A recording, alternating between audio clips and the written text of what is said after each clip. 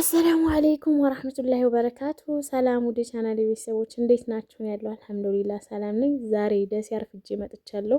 አንዳንድ ነገር እንዳሳያችሁ እስከ ቪዲዮ የመጨረሻ ድረስ አብራችሁን ቆዩ። እዚህ ጋር ያለ ሰልፍ ይታያችኋል። ሀይቅ መናኸሪያው ኳስ ሜዳ ሆኗል እና እዛ ሄዳችሁ ነው ሰልፍ የምትይዙት። ከዚህ በፊት እኔ የማውቀው ሰኞ ሰኞ ነበር ወደ ደሴ መኪና የሚታጣው። ሰኞ ሰኞ በጣም ወረፋና ሰልፍ ነበረ። ዛሬም ግን የሚገርመው ደግሞ መኪና አገኛለሁ ብዬ ዋሄሎ ሰፈር ቆሜ ተገትሬ ማርፈዴ አትሉም። ከዛ አይ እዚህ አታገኝም ከዛ ሞቶ ስለሚመጣ ሲሉኝ እዛው መናኸሪያ ሄድኩ ማለት ነው። እዛም ብሄድ ሰልፉ ሰልፍ አያህልም ሰው ብዛቱ ማለት ነው። እና አንድ እህቴ ደሴ ትንሽ የዕቃ ገዝተሽ ለእናቴ ስጭልኝ ብላኝ ነበርና ለዛ ነው የሚሄደው።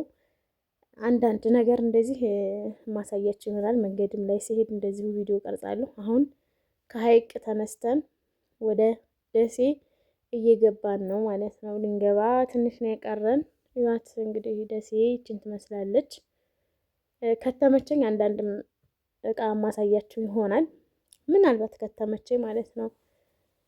ያው ደግሞ ስልክ ይዛችሁን ቪዲዮ ለመቅረጽ ያስፈራል። አያችሁት? ይሄ ሰልፍ ሀይቅ ነው እንግዲህ ለደሴ ሰልፉ በቃ እንደዚህ ነው።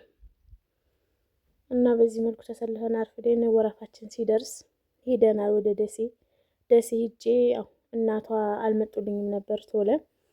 እዚህ ጋር እንግዲህ እቃዎቹ አንድ ካርቶን ቴምር፣ 25 ኪሎ ዱቄት፣ 20 ሊትር ዘይት እና 6 ኪሎ ስኳር ማለት ነው። ይሄ ነው እቃዋ። እነዚህን ገዛዝቼ እናቷን ደውዬላቸው እስከሚመጡልኝ ቁጭ ብዬ ጠብቂያቸው አርፍጄ እናማ ያው እቃቸውን መናኸሪያ ከታች በኩል መግቢያው ጋር ነበረ የሰጠኋቸው። ከዛም እቃቸውን አስረከብኩኝና እስኪ ወደ አራዳ ሄጄ አንዳንድ ነገር አይቼ ልምጣ ብዬ ወደ ላይ ሄድኩ በታክሲ ማለት ነው። እቺ እንግዲህ አደባባዩ አካባቢ ነው ይሄ።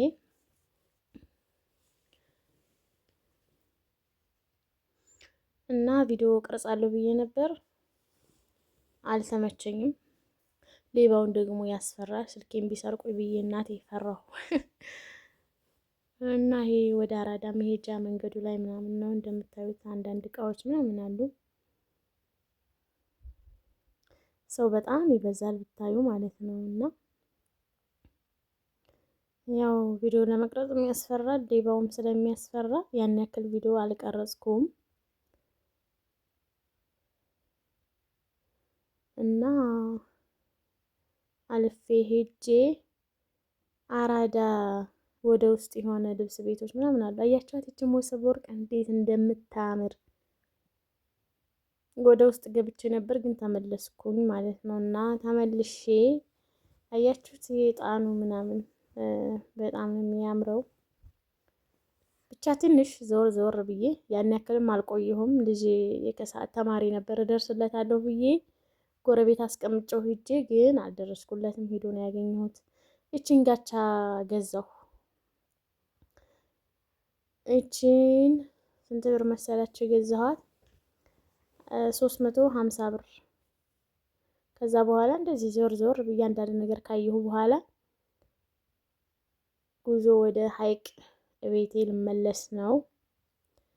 ያው ያን ያክል የሚያቆይ ምናምን የሚከብድ አልነበረም። ገበያው ጠዋት መኪና ስላጣሁ ነው እንጂ ከዛ ተመልሼ እየመጣሁኝ እንግዲህ መኪና ላይ ነኝ።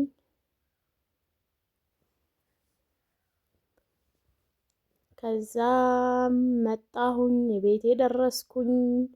ቤቴ ስመጣ ጠዋት ኪዩ አጸዳድቼው ነበር። ቤቴን ግን እየተጫወተ ስለነበር መጫወቻው ምናምን እዛም እዚህም ዝርክርክ ብሏል። ከዛ ቤቴን ከፈትኩ። ልጄ እንደነገርኳቸው አልደረስኩበትም። ሄዶ ነው ያገኘሁት። 7 ሰዓት ነው ቤቴ የገባሁት። እሱ ደግሞ መሄድ ያለበት 5 ሰዓት ነው። ያን ያህል መኪና አጣለሁ ብዬ ስላላሰብኩኝ እመጣለሁ ብዬ ነበር። ከዛም ቤቴን ከፍቼ ማጫጫስ አለብኝ፣ ምሳ መብላት አለብኝ፣ ቡና መጠጣት አለብኝ።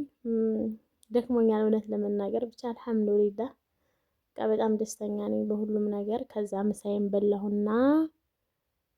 ቡና ልጠጣ ቁጭ አልኩኝ የኔ ውዶች። በሌላ በአዲስ ቪዲዮ እስከመጣላችሁ መልካም ጊዜ